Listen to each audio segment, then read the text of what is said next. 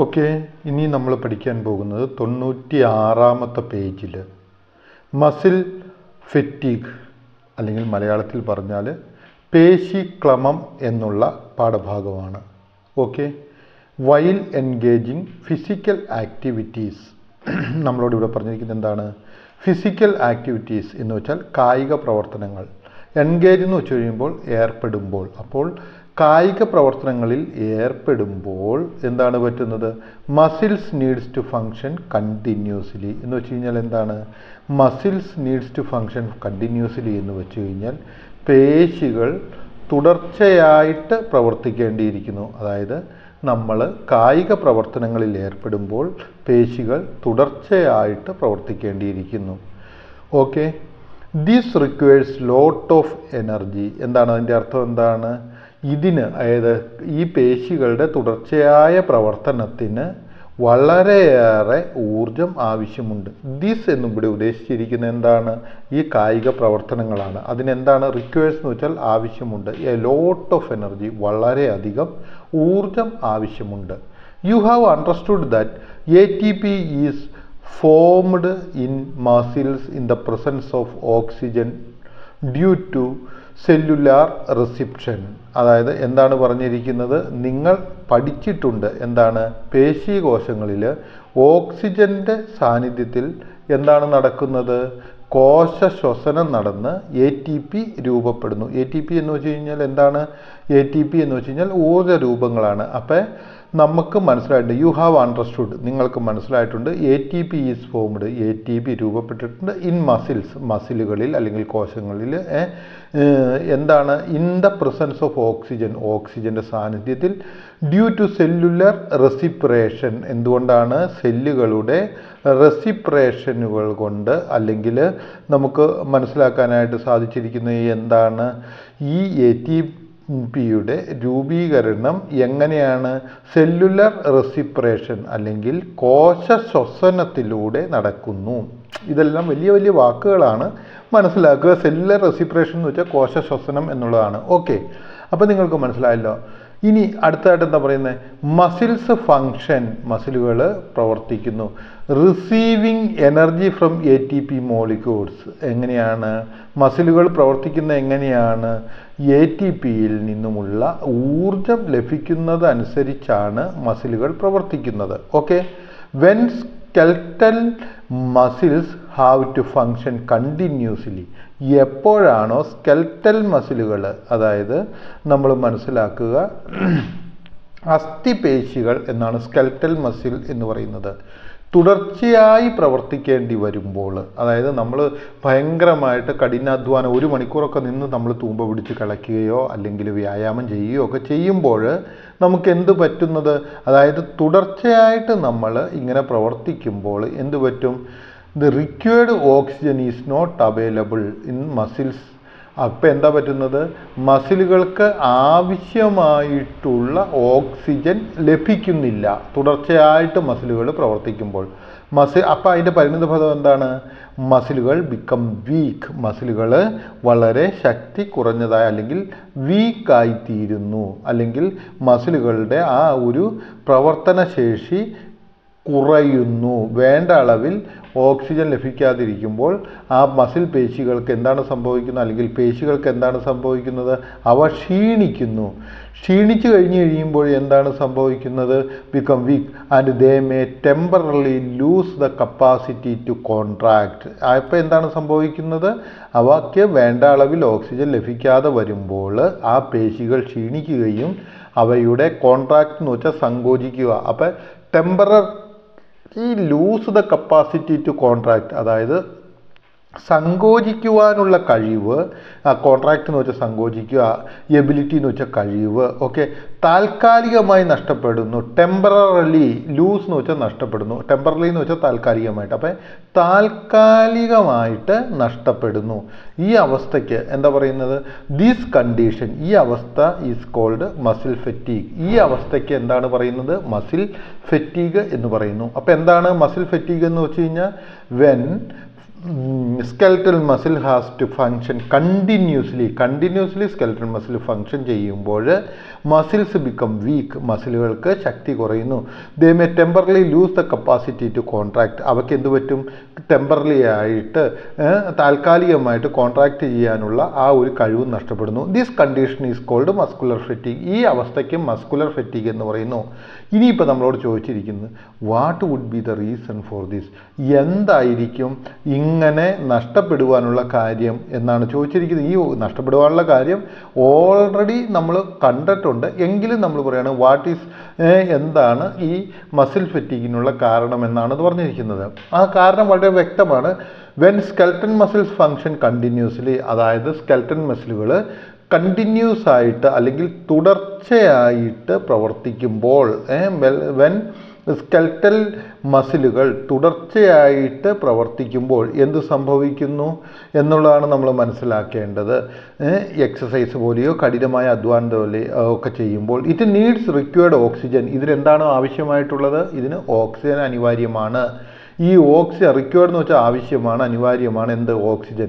If the muscles don't get sufficient oxygen, അപ്പോൾ ഓക്സിജന് ആവശ്യമായ ആ മസിലുകൾക്ക് ആവശ്യമായ ഓക്സിജൻ, സഫിഷ്യൻറ്റ് ഓക്സിജൻ, ആവശ്യമായ ഓക്സിജൻ കിട്ടുന്നില്ല എങ്കിൽ, കിട്ടുന്നില്ല എങ്കിൽ മസിൽസ് ബിക്കം വീക്ക്, മസിലുകൾക്ക് ആ ശക്തി ക്ഷയിക്കും. And they may temporarily lose capacity to contract, അവ എന്താ, സങ്കോചിക്കുവാനുള്ള കഴിവ് താൽക്കാലികമായിട്ട് നഷ്ടപ്പെടും. This condition is called muscle fatigue. ഇതിനെയാണ് എന്ത് എന്ന് പറയുന്നത്, മസിൽ ഫെറ്റീഗ് എന്ന് പറയുന്നത്. ഈ ബോക്സിൽ തന്നിരിക്കുന്ന ഭാഗം നിങ്ങൾക്ക് മനസ്സിലായെന്ന് വിചാരിക്കുന്നു. ഇനി നമ്മൾ 97-ാമത്തെ പേജിലേക്ക് പോവുകയാണ്. Is movement possible solely by action of muscles, അതായത് നമ്മളോട് ചോദിച്ചിരിക്കുന്ന ഈ ചലനം അല്ലെങ്കിൽ ചലനം നമുക്ക് മസിലുകളുടെ പ്രവർത്തനം കൊണ്ട് മാത്രമായിട്ട് സാധിക്കുമോ എന്നുള്ളതാണ്. അതിന് ഉത്തരം എന്താണെന്ന് ചോദിച്ചു കഴിഞ്ഞാൽ അത് സാധ്യമല്ല, വേറെയും ഒത്തിരി പ്രവർത്തനങ്ങളുണ്ട്. ഓക്കെ, ഇനി നമ്മൾ നോക്കുക അടുത്ത എന്താണ് തന്നിരിക്കുന്നത് എന്നൊന്ന് നോക്കിക്കേ. നോ ഡൗൺ യുവർ അസംഷൻ, അങ്ങനെ സംഭവിക്കുകയില്ല.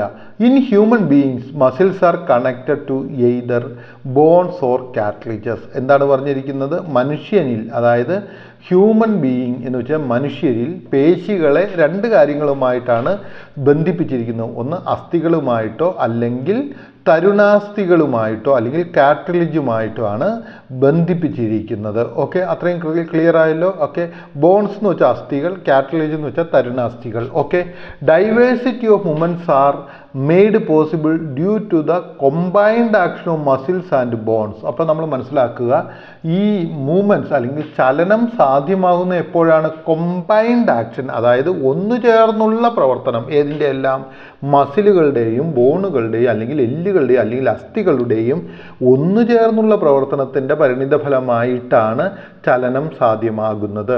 Observing the skeleton in your school lab, അതായത് നമ്മളോട് പറഞ്ഞിരിക്കുന്നത് സ്കൂൾ ലാബിലുള്ള ഒരു അസ്ഥികൂടത്തെ നിരീക്ഷിക്കുവാനാണ് പറഞ്ഞിരിക്കുന്നത്. ആൻഡ് അനലൈസ് ദ ഇലിസ്ട്രേഷൻ, എന്നിട്ട് പറഞ്ഞിരിക്കുകയാണ് താഴെ തന്നിരിക്കുന്ന ഇലിസ്ട്രേഷനുകളെ നമ്മളോട് വിശകലനം ചെയ്യുവാനായിട്ടാണ് പറഞ്ഞിരിക്കുന്നത്. അസ്ഥികൂടം നിരീക്ഷിച്ച് ചിത്രീകരണം, ഏതാണ് 4.7, വിശകലനം ചെയ്ത് നമ്മൾ എന്ത് ചെയ്യണം, രണ്ട് തരത്തിലുള്ള, അതായത് മനുഷ്യ ശരീരത്തിലെ എന്താണ് പറഞ്ഞിരിക്കുന്നത്, illustration 4.7 and develop understanding of the 2 divisions of the human skeleton system. മനുഷ്യൻ്റെ അസ്ഥികൂടത്തിലുള്ള 2 വിഭജനങ്ങളെ നമ്മളോട് പറഞ്ഞിരിക്കുന്നത് എന്താണ്, ഈ പറയുന്ന സ്കൂളിലുള്ള സ്കെൽറ്റനെ നിരീക്ഷിച്ചുകൊണ്ട്, അല്ലെങ്കിൽ ഈ ചിത്രം തന്നെ നിരീക്ഷിച്ചാൽ കാണുവാനായിട്ട് സാധിക്കും. നമ്മളോട് എന്താണ് പറഞ്ഞിരിക്കുന്നത്, ഒരു ധാരണ കൈവരിച്ച് വ്യത്യസ്തങ്ങളായ 2 ഭാഗങ്ങൾ ചിത്രീകരണത്തിൽ തന്നിരിക്കുന്നതനുസരിച്ച് പൂർത്തീകരിച്ച് മനസ്സിലാക്കിക്കൊണ്ട് കുറിപ്പ് തയ്യാറാക്കുവാനാണ് നമ്മളോട് പറഞ്ഞിരിക്കുന്നത്. എനിക്ക് തോന്നുന്നു ഈ ഭാഗം മനസ്സിലാക്കിയെന്ന്. അപ്പം ഇനി നോക്കുക, ഈ ചിത്രത്തിലേക്ക് നോക്കുക, ഈ കളർ തന്നെ ഒന്ന് നോക്കുക. ഒന്ന് ഗ്രേയും ഒരു റോസ് കളറുമായിട്ടാണ് തന്നിരിക്കുന്നത്.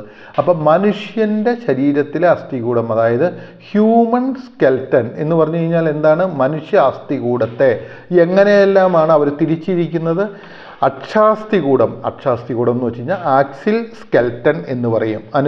അതുപോലെ തന്നെ അപ്പെൻഡിക്കുലർ സ്കെൽട്ടൻ അല്ലെങ്കിൽ അനുബന്ധ അസ്ഥികൂടം. അപ്പം മനുഷ്യ അസ്ഥികൂടത്തെ രണ്ടായിട്ടാണ് തിരിച്ചിരിക്കുന്നത്. ഒന്ന് അക്ഷാസ്ഥികൂടമെന്നും രണ്ട് അനുബന്ധ അസ്ഥികൂടമെന്നും. ഇനി ഇംഗ്ലീഷ് മീഡിയത്തിലുള്ളവർ ഒന്ന് മനസ്സിലാക്കുക, ആക്സിൽ സ്കെൽട്ടൻ എന്നും അപ്പെൻഡിക്കുലർ സ്കെൽട്ടൻ എന്നും. അപ്പം ഇനി നമ്മൾ ഇവിടെ മനസ്സിലാക്കേണ്ട കാര്യം എന്താണെന്ന് വെച്ച് കഴിഞ്ഞാൽ എന്താണ് ആക്സിൽ സ്കെൽട്ടൻ എന്നുള്ള കാര്യമാണ് നമ്മൾ ഇനി ഇവിടെ മനസ്സിലാക്കേണ്ടത്. എന്താണ് ആക്സിൽ സ്കെൽട്ടൻ എന്ന് പറഞ്ഞു കഴിഞ്ഞാൽ axial skeleton consist of the bones seen in the central axis of the body. അതായത് ആക്സിൽ സ്കെൽട്ടൻ എന്ന് പറയുന്നത് എന്താണ്? അത് ഏതെല്ലാം? Consist of the bones seen in the central axis of the body. അതായത് ശരീരത്തിൻ്റെ സെൻട്രൽ ഭാഗത്തുള്ള അല്ലെങ്കിൽ ശരീരത്തിൻ്റെ കേന്ദ്ര അക്ഷങ്ങളിൽ, അതായത് സെൻട്രൽ ആക്സിസിൽ കാണപ്പെടുന്ന അസ്ഥികളെ ഉൾപ്പെടുന്നു. ഏതെല്ലാമാണത് എന്നൊന്ന് മനസ്സിലാക്കിയുള്ളൂ. It is made up of bones in our head, neck, back and chest. അതായത് സെൻട്രൽ പാർട്ടിലുള്ളവ ഏതെല്ലാമാണ്?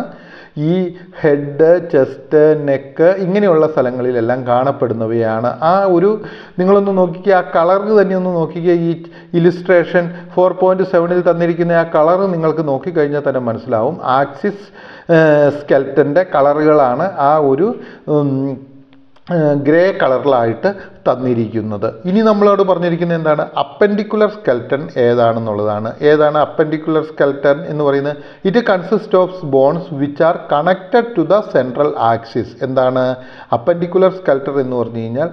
കേന്ദ്ര അക്ഷത്തിലേക്ക് അല്ലെങ്കിൽ ആക്സിൽ സ്കെൽട്ടനിലേക്ക് ഘടിപ്പിക്കപ്പെട്ടിരിക്കുന്ന അസ്ഥികളെല്ലാമാണ്. ഇവിടെ നിങ്ങൾ നോക്കിക്കേ, കേന്ദ്ര അസ്ഥികൂടം എന്ന് പറയുന്നത് ഇപ്പം ആ ഒരു പിക്ചറിൽ തന്നിരിക്കുന്ന ഒരു ബ്ലൂ കളർന്നുള്ള ഒരു പടമാണ്. അതുപോലെ തന്നെ ഒരു റോസ് കളർന്നുള്ള പടമാണ്. അപ്പെൻഡിക്കുലർ സ്കെൽട്ടനും ആക്സിൽ സ്കെൽട്ടൻ എന്ന് പറയുന്ന ഒരു ബ്ലൂ സ്കെൽട്ടനായിട്ട് തന്നിരിക്കുന്നതാണ്. ആ ബ്ലൂ സ്കെൽട്ടനിലേക്ക് കളക്ട് ചെയ്യപ്പെട്ടിരിക്കുന്ന റോസ് കളറിലുള്ള ആ അസ്ഥികളെയാണ് എന്ത് പറയുന്നത്? അതായത് ഇലിസ്ട്രേഷൻ 4.7 ഹ്യൂമൻ സ്കെൽട്ടനിൽ കാണുക. ഇതിനെയാണ് നമ്മൾ എന്ത് പറയുന്നത്? അനുബന്ധ അസ്ഥികൂടം എന്ന് പറയുന്നത്. അപ്പോൾ ഇവിടെയുള്ള ആ ബ്ലൂ കളർ കൂടിയിരിക്കുന്നതിനെ ആക്സിൽ ആക്സിസ് എന്ന് പറയുന്നു.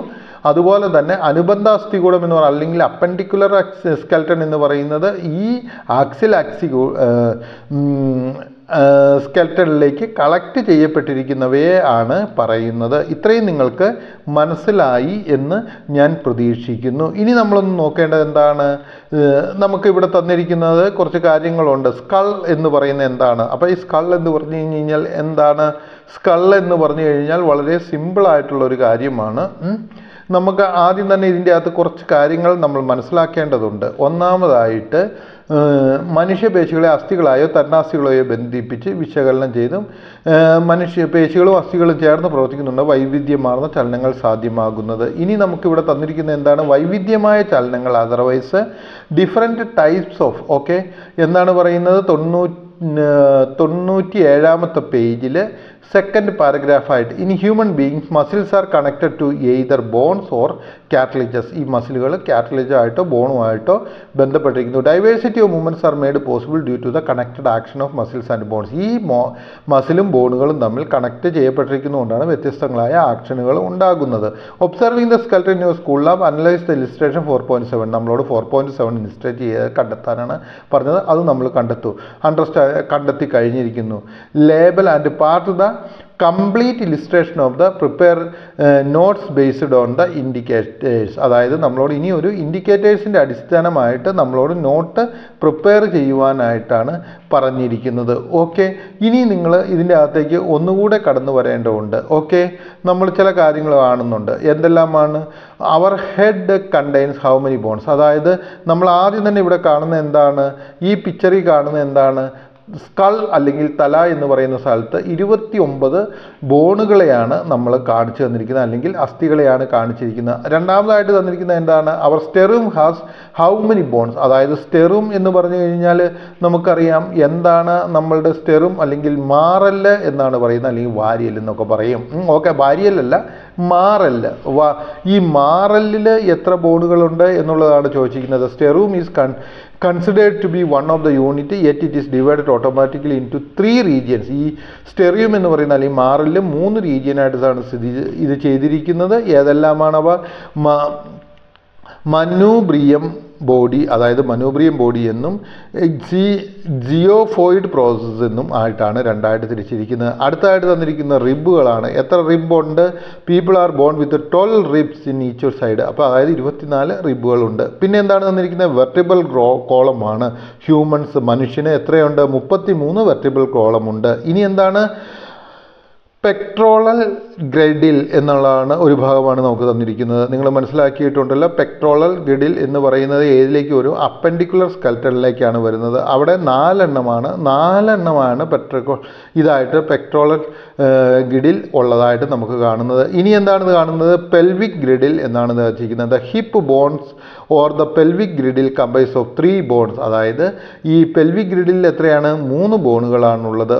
അടുത്തതായിട്ട് നമുക്ക് തന്നിരിക്കുന്ന ഭാഗം ഏതാണ് മനസ്സിലാക്കുവാനായിട്ടുള്ളത്? ഏതാണ് എന്ന് ചോദിച്ചു കഴിഞ്ഞാൽ ഈ പറയുന്നത് പോലെ ഫോർ ലിംബ് എന്നുള്ള ഭാഗമാണ്. ഫോർ ലിംബ് എന്ന് വെച്ച് കഴിഞ്ഞാൽ എന്താണ്? കൈകൾ എന്നുള്ളതാണ്. ഓക്കെ, ഈ ഫോർ ലിംബിൽ എത്ര ഇതാണ് നമുക്ക് ഉള്ളതായിട്ടാണ് നമുക്ക് കാണുവാനായിട്ട് സാധിച്ചിരിക്കുന്നത് എന്ന് ചോദിച്ചു കഴിഞ്ഞാൽ 30 ബോണുകളാണ്. Each limb is made of 30 bones. അതായത് നമുക്ക് മനസ്സിലാക്കുക ഏകദേശം ഈച്ച് ബോത്ത് സൈഡ്, അതായത് 60 ബോണുകളാണുള്ളത്. അത് അടുത്തതായിട്ട് നമുക്ക് തന്നിരിക്കുന്നത് എന്താണ്?